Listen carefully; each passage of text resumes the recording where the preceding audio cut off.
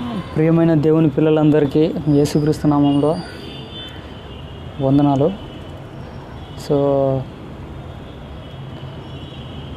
మొత్తం 66 పుస్తకాలలో నీకు అర్థం అవ్వాలి అంటే బైబిల్. సో 66 పుస్తకాలలో ముందు ఏం జరుగుతుంది, ఏంటి, వాటి కాలాలు ఏంటి, వాటి కాలాలు ఎవరు ఏ విధంగా వస్తున్నారు, బైబిల్ ఎక్కడి నుంచి స్టార్ట్ అవుతుంది, ప్రవక్తల నుంచి స్టార్ట్ అవుతుంది. కానీ దేవుడు సంఘంలో అపోస్తలులతో స్టార్ట్ చేస్తాడు. కానీ అపోస్తలులు క్రీస్తు తర్వాత వస్తారు. సో యేసుక్రీస్తు కూడా అపోస్తలులే. అపోస్తలుడు అనగా పంపబడినవాడు అని అర్థం. సో ఇక్కడ పంపబడిన వారు అంటే